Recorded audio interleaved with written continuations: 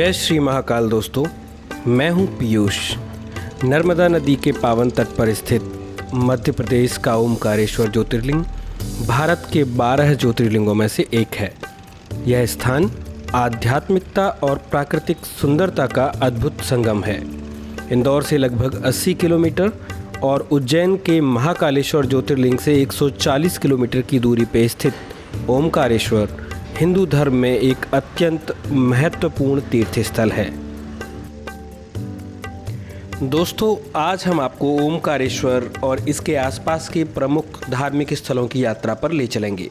इस वीडियो में हम आज आपको ओमकारेश्वर ज्योतिर्लिंग, ममलेश्वर ज्योतिर्लिंग, संगम, राजराजेश्वरी मंदिर, गौरी सोमनाथ मंदिर, पाताली हनुमान मंदिर और आदि शंकराचार्य की भव्य मूर्ति के साथ साथ प्राचीन विष्णु मंदिर के भी दर्शन कराएंगे।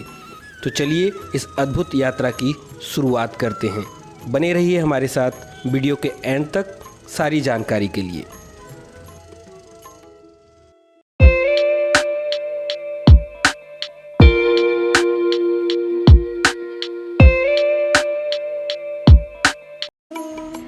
ओमकारेश्वर ज्योतिर्लिंग नर्मदा नदी के किनारे एक पवित्र द्वीप पर स्थित है। इस द्वीप का आकार ओम अक्षर की तरह है, जिसे देखकर यह स्थान ओमकारेश्वर कहलाता है। यह स्थान भगवान शिव और माता पार्वती के अद्वितीय भक्तिपूर्ण मिलन का प्रतीक है। मान्यता है कि यहाँ शिवलिंग की पूजा करने से सारी मनोकामनाएं पूर्ण होती हैं। मंदिर के गर्भगृह में स्थापित शिवलिंग की आरती और दर्शन के दौरान यहाँ की ऊर्जा को अनुभव करना हर भक्त के लिए दिव्य अनुभव होता है।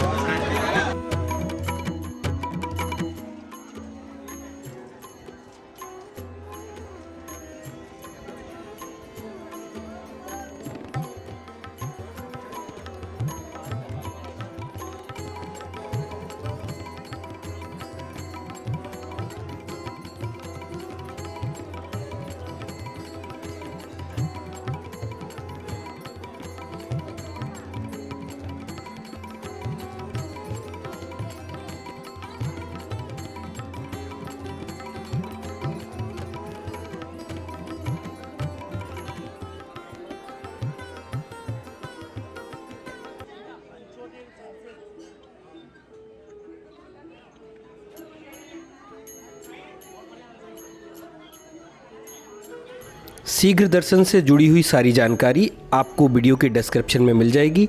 वहाँ से आप लिंक पे क्लिक करके डायरेक्टली इनकी वेबसाइट पे पहुँच सकते हैं और ज़रूरी इन्फॉर्मेशन को फिल करने के बाद में आप शीघ्र दर्शन बुक कर सकते हैं।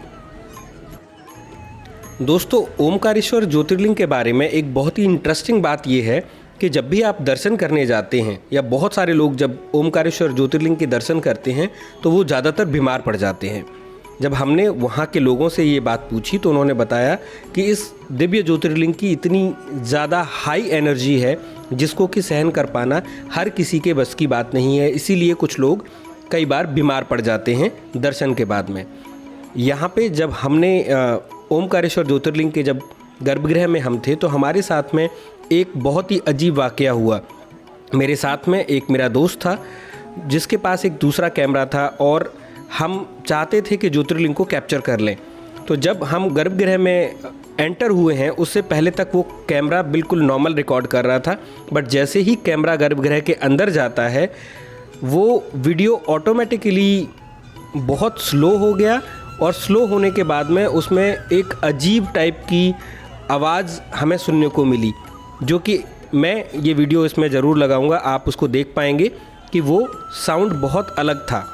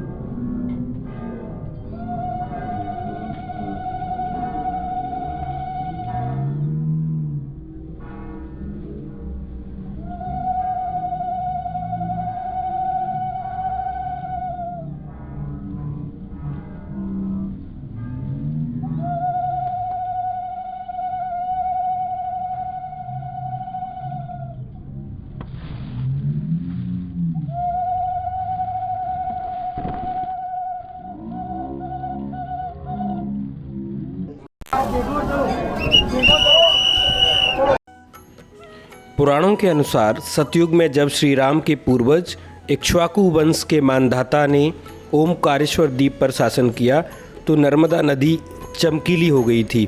सतयुग में इस द्वीप ने एक विशाल स्पार्कलिंग मणि का आकार ले लिया और त्रेता युग में यह सोने का पहाड़ था।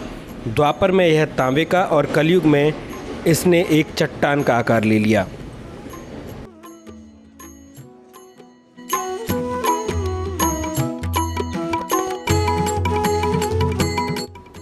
ओमकारेश्वर ज्योतिर्लिंग को लेकर धार्मिक मान्यता है कि बाबा भोलेनाथ रात्रि में शयन के लिए आते हैं।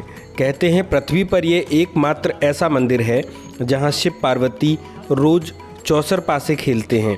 रात्रि में शयन आरती के बाद यहां प्रतिदिन चौपट बिछाए जाते हैं और ग्रह बंद कर दिया जाता है। अगली सुबह ये पासे बिखरे हुए मिलते हैं। आश्चर्य की बात है कि जिस मंदिर के भीतर रात के समय परिंदा भी पर नहीं मार पाता, वहाँ हर दिन चौपट बिखरे हुए कैसे पाए जाते हैं।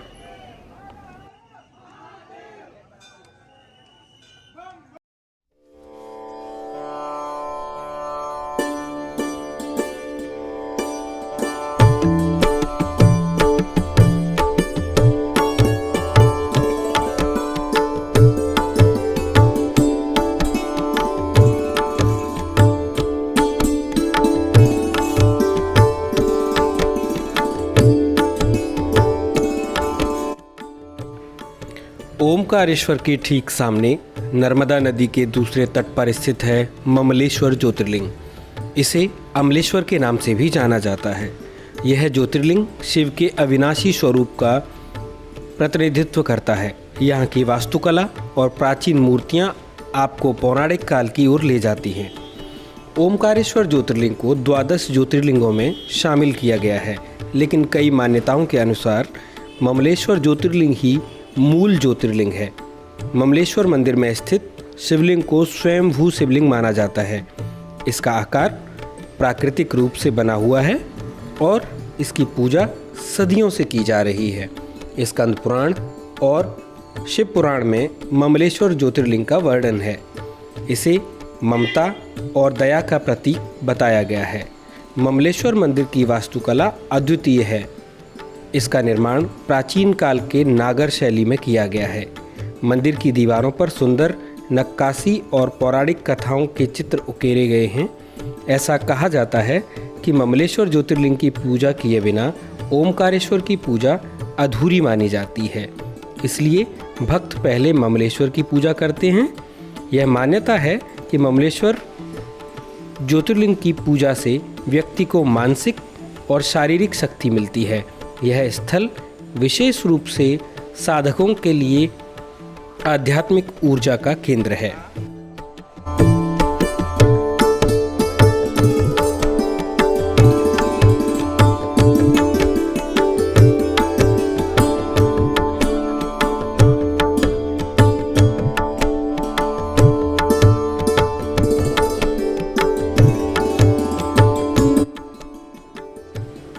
ममलेश्वर ज्योतिर्लिंग के दर्शन करने जाते समय आप देख सकते हैं कि कई सारे महात्मा पंडित या मंदिर के जो पंडा हैं वो आपको बुलाएंगे और कुछ पैसे लेकर आपको जल्दी दर्शन कराने के लिए मनाने की कोशिश करेंगे। मेरा सुझाव है कि आप उनके चक्करों में ना पड़ के आप लाइन में लग के ही दर्शन करने के लिए जाएं, क्योंकि यहाँ पे ज़्यादा से ज़्यादा 25 से 30 मिनट आपको लगेंगे। अगर आप नॉर्मल डेज़ में अगर दर्शन करने के लिए इस मंदिर में पहुँच रहे हैं, आप मंदिर के गर्भगृह में जाने के बाद में यहाँ पे खुद अपने हाथों से ज्योतिर्लिंग के ऊपर बेलपत्र या अन्य सामग्री जैसे गंगा जल, गुलाब जल, ये अपने हाथों से आप डायरेक्टली चढ़ा पाएंगे। ये इस मंदिर की सबसे अच्छी बात है। साथ ही मैं आपको बताना चाहूँगा कि मंदिर 11 बजे के बाद में तकरीबन 1 घंटे के लिए बंद होता है, जिसमें कि भगवान को भोग लगाया जाता है। दोस्तों, ओमकारेश्वर में बहुत ज़्यादा होटल या रुकने की व्यवस्था नहीं है, इसलिए ज़्यादातर लोग महाकालेश्वर से यहाँ दर्शन करने आते हैं और वापस लौट जाते हैं।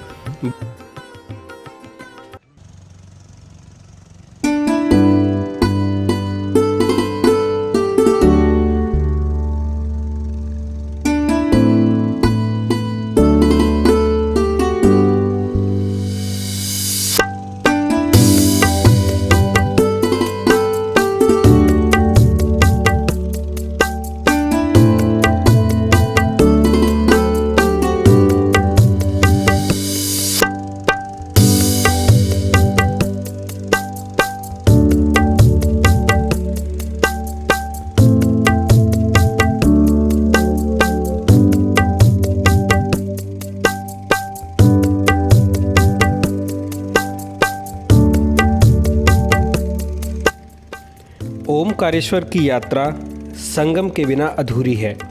यहाँ नर्मदा और कावेरी नदियों का संगम होता है। इस संगम पर स्नान करना अत्यंत पुण्यदायक माना जाता है। भक्तगण यहाँ स्नान कर अपनी आत्मा को शुद्ध करते हैं। ओमकार पर्वत के अंतिम छोर पर माँ नर्मदा एवं कावेरी नदी का संगम है, जहाँ पर स्नान का विशेष महत्व है। ओमकारेश्वर मंदिर से परिक्रमा पथ पर 2 किलोमीटर पैदल चलने के बाद संगम घाट आता है। यहाँ पर नाव के माध्यम से भी पहुँचा जा सकता है। चैत्र मास की अमावस्या को यहाँ पर अत्यधिक संख्या में श्रद्धालुओं का आगमन स्नान पूजन हेतु होता है। संगम घाट का प्राकृतिक सौंदर्य अत्यंत ही मनोरम है। माँ नर्मदा की कलकल की धारा यहाँ आने वाले आगंतुकों को अपनी ओर आकर्षित करती है। ममलेश्वर ज्योतिर्लिंग से आप नाव की यात्रा के जरिए संगम पहुँच सकते हैं, जहाँ पे कि 200 से 250 रुपये पर हेड के हिसाब से ये आपको संगम तक लाएंगे और वापस उसी जगह पे छोड़ेंगे जहाँ से लेके आए हैं। यहाँ पे जब भी आप जा रहे हैं तो संगम नाव के माध्यम से जाना बिल्कुल ना भूलें और इस स्थान पर आकर आप जो है 5 से 10 मिनट रुक सकते हैं। यहाँ का दृश्य बहुत ही मनोरम। हेलो गाइस, संगम पे आ गए हैं हम। संगम देख लो भैया, ओमकारेश्वर के पास ये है संगम और संगम के घाट पे अभी हम मौजूद हैं। नर्मदा और एक नदी दोनों का यहाँ संगम होता है। ब्यूटीफुल सी जगह है। बैकग्राउंड में आप देख सकते हो, अमेजिंग, बड़ा मज़ा आ रहा है यहाँ पे। बहुत सारे बोट हैं बट ये प्रदूषण ज़्यादा कर रहे हैं यहाँ पे, बस वो एक बात है। पीछे एक डैम है यहाँ पे और बाकी आप वीडियो में देखेंगे कि कितनी खूबसूरत जगह है ये। तो दोस्तों, अब हम आपको लेके चलेंगे राजराजेश्वरी मंदिर, पाताली हनुमान मंदिर और गौरी सोमनाथ मंदिर की तरफ। ओमकारेश्वर बस स्टैंड से आपको ऑटो मिलेगा जो कि 500 से 600 रुपये यूजुअली चार्ज करते हैं, बट यहाँ पहुँचने की जो डिस्टेंस है वो बहुत कम है। It's only 2.5 kilometres maximum. तो अगर आप वॉक कर सकते हैं then well and good, otherwise 500 से 600 रुपये चार्ज करते हैं ऑटो वाले, जिसमें कि आपको बोलेंगे कि हम आपको 5 पॉइंट्स दिखाएंगे। ये पाँचों के पाँचों पॉइंट्स एक ही जगह पे हैं। ऑटो वाले यहाँ आते हैं, वो आपको एक जगह ड्रॉप करेंगे और वहाँ से आपको सारे पॉइंट खुद से चल के घूमने हैं, क्योंकि ये सारे ही पॉइंट एक ही जगह पे हैं। तो सबसे पहले हम जा रहे हैं गौरी सोमनाथ टेम्पल, जहाँ पे कि 6 से 7 फुट का एक बहुत ब्यूटीफुल और बड़ा शिवलिंग है। चलिए आइए। गौरी सोमनाथ मंदिर की खासियत यहाँ स्थापित विशाल शिवलिंग है जो करीब 6 फीट ऊंचा है। ऐसा कहा जाता है कि यह शिवलिंग स्वयं सिद्ध है और इसमें भविष्य देखने की शक्ति है। इस मंदिर का ऐतिहासिक और धार्मिक महत्व भी बहुत बड़ा है। गौरी सोमनाथ मंदिर जो वास्तुकला की भूमिज शैली को प्रदर्शित करता है, इसका निर्माण 11वीं शताब्दी में ओमकारेश्वर में किया गया था।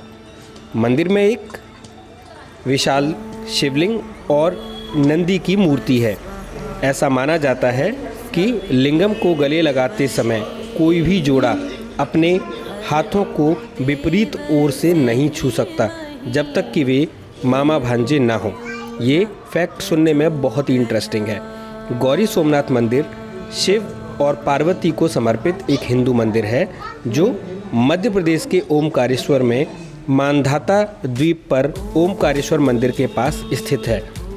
यह ओमकारेश्वर के सबसे बड़े और पुराने मंदिरों में से एक है और यह चमकीले काले पत्थर से बने अपने विशाल शिवलिंग के लिए जाना जाता है। मंदिर के बाहर नंदी की एक मूर्ति भी है।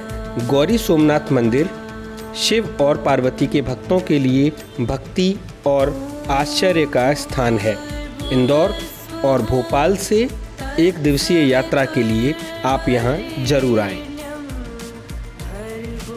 गौरी सोमनाथ मंदिर ओमकारेश्वर के सबसे महत्वपूर्ण मंदिरों में से एक है, क्योंकि इसमें विशाल शिवलिंग है जो ध्वनि और अमरता के देवता शिव का प्रतिनिधित्व करता है। शिवलिंग विभिन्न किंवदंतियों और कहानियों से भी जुड़ा हुआ है, जो अपने भक्तों के प्रति शिव की कृपा और करुणा को प्रकट करते हैं।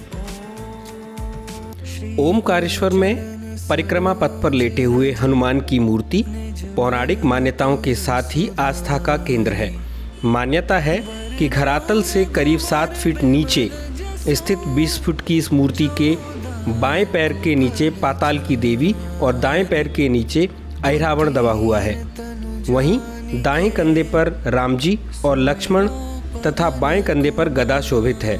कहते हैं जब अहिरावण भगवान राम और लक्ष्मण का हरण कर उन्हें पाताल लोक ले गया था, तब हनुमान ने अहिरावण से उन्हें मुक्त करवाया था। लौटते समय ओमकार पर्वत पर विश्राम के लिए लेट गए थे। इसी चलते यहाँ लेटे हनुमान जी का मंदिर बनाया गया। यह करीब 600 साल पुराना है। लेटे हनुमान मंदिर को पाताल हनुमान मंदिर से भी जाना जाता है। ओमकार पर्वत पर यह गौरी सोमनाथ मंदिर के पास में स्थित है। यहाँ स्थित हनुमान की मूर्ति अनोखी है। हनुमान विश्राम की अवस्था में यहाँ विराजित हैं। पास ही एक विशाल गदा भी रखी हुई है। यह विचित्र दक्षिण मुखी मूर्ति को लेकर मान्यता है कि नर्मदा परिक्रमा करने वालों की यहाँ दर्शन के बगैर यात्रा पूरी नहीं मानी जाती है।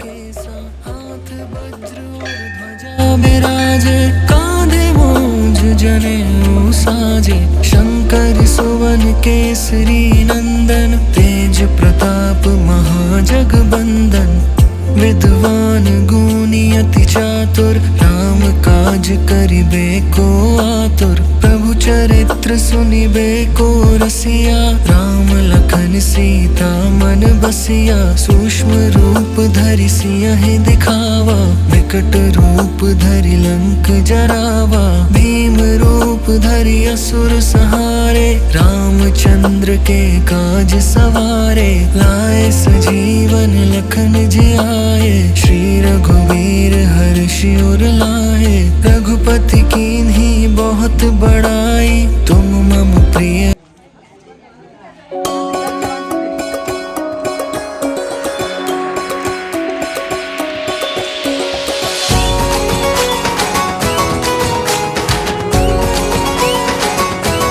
आइए दोस्तों, अब आपको लेके चलते हैं राज राजेश्वरी मंदिर में। राज राजेश्वरी मंदिर ओमकारेश्वर में देवी शक्ति का प्रमुख मंदिर है। यहाँ माता राज राजेश्वरी को आद्य शक्ति के रूप में पूजा जाता है। मंदिर की शांति और पवित्र वातावरण में ध्यान लगाना एक अनोखा अनुभव है। यहाँ पर आपको पंचमुखी हनुमान, माँ नर्मदा, एक श्री यंत्र जो कि पत्थर के बने हुए हैं, और इसके अलावा जितने भी ग्रह हैं उनकी मूर्तियाँ भी देखने को मिलेंगी। भगवान राम, सीता, माता सीता और प्रभु हनुमान के दर्शन भी करने को मिलेंगे। यहाँ पे आपको पवित्र शिवलिंग के भी दर्शन मिलेंगे, साथ ही भगवान गणेश और विष्णु भगवान के दर्शन भी करने को मिलेंगे। यहाँ पर मौजूद ये सारे ही मंदिर एक दूसरे के बिल्कुल करीब हैं, तो जब भी आप यहाँ दर्शन के लिए जा रहे हैं तो सारे ही मंदिरों के दर्शन करना बिल्कुल ना भूलें। साथ ही यहाँ से जैसे ही आप बाहर निकलते हैं, बाहर निकलने पर आपको बहुत सारी गायें और बंदर आपको देखने को मिलेंगे, जिन्हें कि आप केले या अन्य कोई खाने पीने की चीज़ खिला सकते हैं। इस वीडियो के अंत में हम आपको वो भी दिखाएंगे जहाँ पर कि हमने मौजूद लंगूर और बंदरों को हमने केले खिलाए और साथ ही गायों को भी कुछ केले खिलाए।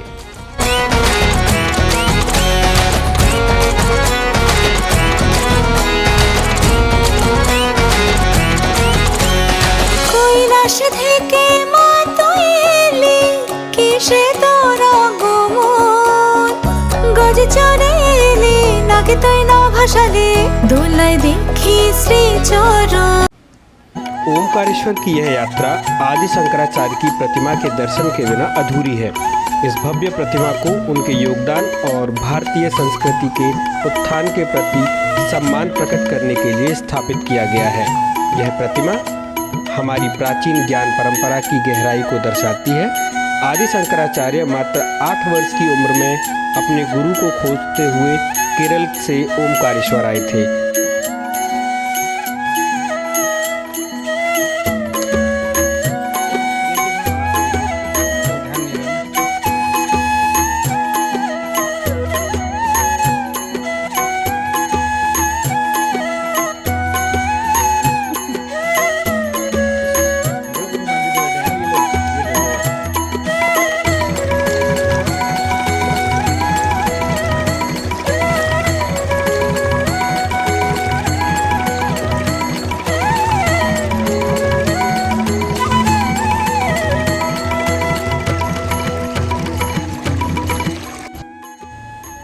आइए दोस्तों, इस पावन यात्रा का समापन करते हैं इस प्राचीन विष्णु मंदिर से।